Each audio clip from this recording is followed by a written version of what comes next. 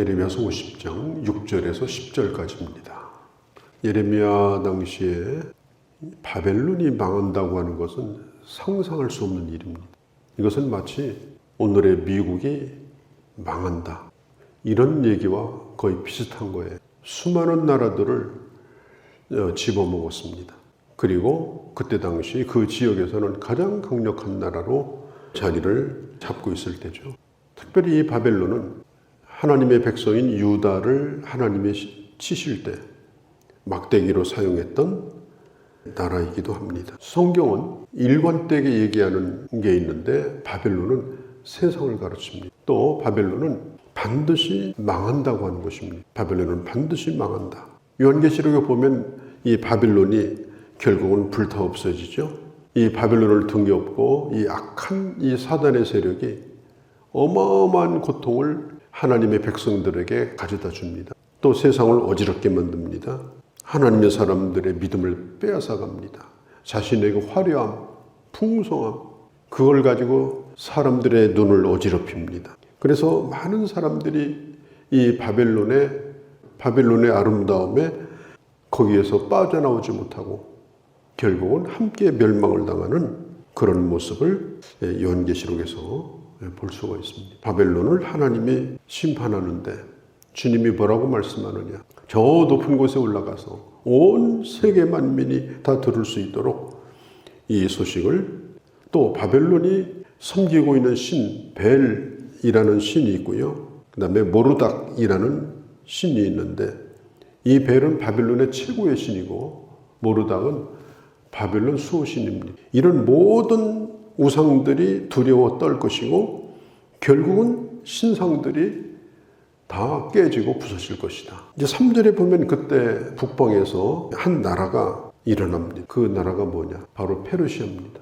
인류 역사 가운데 최초의 제국이라고 부르는 페르시아. 그 다음에 메데. 이 나라가 일어나는데 성경에는 이걸 바사 이렇게 나와 있죠. 바사.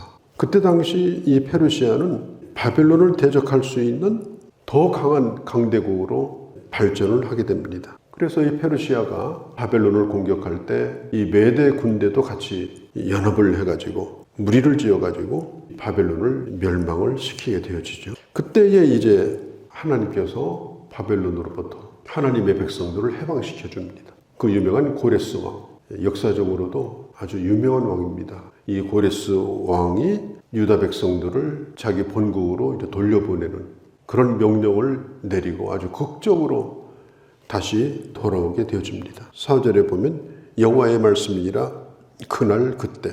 그날 그때입니다. 정해졌다는 뜻이에요. 그날이 정해져 있고 그때가 정해져 있습니다. 이것은 하나님이 심판하실 때도 이미 정해진 거예요. 망하게 하려고 하는 것이 아니에요. 하나님의 본심은 끝내려고 하는 것이 아니에요. 그 심판 너머에 그날 그때가 있습니다. 그것을 정확하게 예언한 사람이 누구냐면 바로 예레미야예요. 그때 당시 이 거짓 선지자들은 이 바벨론에 끌려온 유다 백성들을 향해서 뭐라고 얘기했느냐? 곧 돌아갈 테니까 아무것도 하지 말고 그냥 잠깐 있다가 바로 돌아갈 것이다. 밥 몇 끼만 먹으면 될 것이다. 직장도 잡지 말고 농사도 짓지 말고 집도 짓지 말고 아무 일도 하지 말라. 자식도 낳을 필요가 없다. 그러니까 사람들은 뭐 어마어마하게 희망을 품게 되죠. 야, 희망은 있다. 그 얘기가 나쁜 얘기는 아니죠. 곧 돌아갈 거다. 그런데 그때의 예레미야가 우리가 이미 들었다시피 바벨론에 있는 유대인들에게 편지를 한 장 써서 보냅니다. 그것이 뭐냐면은 70년 후에 돌아갈 것이다. 그러니까 집도 지어라. 농사도 지어라. 자식도 낳아라. 70년이면 벌써 3세대입니다. 내가 있고 내 자식이 있고 내 손자가 있는 아주 긴 세월이에요. 그때에 이 편지를 들었던 사람 가운데 다니엘도 이 편지를 들었습니다. 돌아가겠구나. 하나님의 약속이구나. 근데 이런 약속을 이제 하나님이 주셨어요. 우리가 기억할 것은 하나님의 백성들을 향한 하나님의 계획은 영원히 망하는 것이 아닙니다. 반드시 회복의 날이 있습니다. 이 세상에서도 마찬가지입니다. 하나님의 백성들을 향한 하나님의 뜻은 이 세상에서도 반드시 회복의 날을 주십니다. 내가 도저히 어떻게 할 수 없는 이 거대한 이 바벨론 같은 이런 세력, 나를 붙들고 있는 세력, 그런 것들로부터 해방되어서 하나님의 백성의 길을 갈 수 있는 그런 은혜를 뿐만 아니라 더 넓게 보면 반드시 이 세상은 또한 사라질 것입니다. 그러나 하나님의 백성들을 하나님은 이 세상과 함께 망하지 않게 하신다. 그러면 이스라엘 백성들이 6절에 보면 왜 이렇게 바벨론까지 끌려오게 되었느냐. 6절에 보면 내 백성은 잃어버린 양떼로다. 목자들이 그들을 곁길로 가게 하여 산과 언덕으로 돌아다니며 쉴 곳을 잊어버리게 했다. 누군가를 따라갔는데 따라가다 보니까 바벨론까지 끌려온 거예요. 목자를 잘못 만난 거예요. 절대 그런 일이 없을 것이라고 얘기했는데 바벨론이 망했어요. 며칠 있다가 돌아갈 거라고 했는데 70년이 걸렸어요. 이 거짓 선지자들은 철저하게 하나님의 백성들을 속였습니다. 잠시 동안 희망은 갖게 했지만 그 희망은 물거품이 되어버렸습니다. 그래서 예레미야의 말을 누구도 듣지 않았습니다. 양떼들을 인도하는 목자가 양떼들을 잘못 인도한 거예요. 아주 흉악한 목자들이에요. 그때 당시 이 목자는 정치 지도자들, 또 이 제사장들, 이런 영적 지도자들, 이런 사람들이 결국은 양떼가 살아갈 수 없는 아주 홍량한 벌판, 무시무시한 그런 장소로 그 백성들을 인도한 거예요. 목자를 떠난 양떼, 또 목자를 잘못 만나서 잘못 가고 있는 그 양떼는 절대로 그 미래를 보장받을 수 없습니다. 성경이 뭐라고까지 얘기하는가 하면 7절에 이들이 유다를 치면서 이건 누구라도 잡아먹으라고 밥상 위에 올려놓은 거다. 이건 누가 치더라도 이것은 넘어가는 거다. 우리가 무슨 큰 죄냐. 우리나라 조선이 망할 때, 대한제국이 망할 때 그때 청나라도 들어와 있었고 영국도 들어오고 러시아도 들어오고 미국도 들어와 있었어요. 그리고 일본도 들어왔고 그들의 목적은 이 대한제국을 먹는 거였습니다. 임금이라고 하는 사람은 여기저기 피해 다녔어요. 일본의 입속으로 들어갔지만 일본 사람들은 그때 대한제국을 먹은 것에 대해서 하나도 죄책감이 없었어요. 우리 입안으로 들어온 거지 우리가 먹은 것이 아니다. 지금 이 유다 상황도 마찬가지예요. 길 잃어버린 양, 목자 없는 양은 결국 어떤 것도 보장받을 수 없다. 죽어야 마땅하다. 그래서 그를 먹는 자들이 무죄를 주장합니다. 정당하다고 말합니다. 하나님의 백성들이 그렇게 되어버린 거예요. 그 목자들, 6절에 그 목자들, 그가 누구예요? 거짓 목자들이에요. 그들을 따라서 곁길로 나갔고 결국은 쉴 곳이 없는 광야에 있었기 때문이다 라고 하는 것입니다. 우리가 주님을 바르게 따라가는 것, 또 하나님의 말씀을 바르게 따라가는 것, 그리고 교회와 가정 중심의 삶을 잘 살아가는 것, 이런 것들이 얼마나 중요한가 하는 걸 우리 잊어버리면 안 됩니다. 근데 우리 주님께서 이렇게 말씀합니다. 8절에 바벨론 가운데서 도망하라. 바벨론 가운데서 도망하라. 어떻게 도망하느냐? 양떼를 앞서가는 순념소같이 달려서 튀어나오라. 수백 마리, 수천 마리가 이동을 해요. 그 앞장서는 게 오늘 순양이에요. 거기서 튀어나와서 머뭇거리지 말라. 돌아보지도 말라.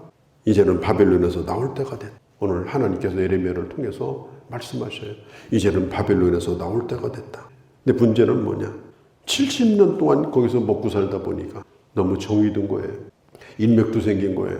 거기에 부동산도 생겼어요. 쌓아둔 것들이 있어요. 안타까운 것은 원주민이 된 거예요. 원주민화된 거예요. 나오기가 쉽지 않게 돼버린 것입니다. 아브라함의 조카 롯이 소돔 땅에 들어가서 천사가 들어가서 해 뜨기 전에 빨리 나오라. 해 뜨기 전에 나오라. 사실 밤이 긴 것 같지만 해가 뜨려고 할 때는 길지 않아요. 초저녁에 그 얘기를 들었는데요. 그 보따리 하나를 못 챙겨가지고 밤새도록 수백 번, 수천 번 쌌다 풀렀다 하다가 나중에는 안 되겠으니까 천사가 이끌어가지고 두 천사가 이끌어서 소돔성에서 나옵니다. 그때 그 아내는 돌아보다가 죽었고 그 두 딸과 함께 롯만 그 성에서부터 구원받는, 우리가 일생토록 인생을 사는 건 그냥 70여 년이라고 친다면 이게 어떻게 보면 바빌론에 와 사는 거와 똑같아요. 여기서 태어나고 여기서 저울 붙이고 여기서 재산도 마련하고 여기서 자식도 낳고 정이 들 대로 다 들고 이 세상을 떠날 때쯤 되면 내 집 떠나는 것 같고 천국은 눈에 보이지도 않고 그렇게까지 돼버리면 이것은 대단히 심각한 것입니다. 요한계시록에 보면은 바벨론은 3분의 1이 갑자기 눈앞에서 사라졌습니다. 그러더니 한꺼번에 3분의 1이 또 사라졌습니다. 나머지 3분의 1이 또 사라졌습니다. 그 어마어마한 그 바벨론, 화려한 바벨론, 모든 꿈을 거기다 두고 힘을 쏟았던 그 바벨론이 한순간에 눈앞에 사라지는 것이 요한계시록에 나오는 거예요. 우리가 그런 것을 어느 순간 우리도 볼지도 모릅니다. 아니면 이 바벨론에서 우리 시야에서 바벨론이 사라지고 우리가 하나님을 배우는 날이 또 곧 오게 될 것입니다. 그래서 우리는 이 세상에 살지만 하나님의 백성으로, 하나님의 사람으로 언제든지 주님의 나라를 사모하면서 그 연습을 하면서 우리가 살아가는 것, 그게 바로 순례자로 이 땅을 사는 하나님의 백성들의 오늘 현 주소인 것입니다. 너는 바벨론 가운데서 도망하라. 너는 바벨론 가운데서 도망하라. 그것도 앞장서서 달리는 순념소와 같이 그와 같이 담대하게 하나님을 향하여 나아가라. 오늘도 그런 심령으로 하루를 살아가는 되어주시기를 바랍니다. 거룩하신 우리 아버지, 초강대국이었던 바벨론이 망하리라고 누구도 생각하지 못했습니다.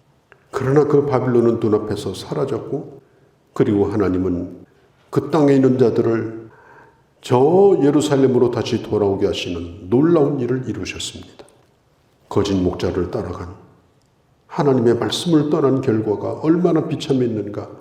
사탄의 입안으로 스스로 기어들어간 그런 어리석은 자가 되고 말았습니다. 하나님이여, 언제라도 떠날 준비를 하고 주의 말씀을 내 가슴속 깊이 그 약속을 붙들고 오늘도 순례자로 주의 사람으로 살아가는 저희가 되게 하여 주시옵소서. 예수님의 이름으로 기도하옵나이다. 아멘.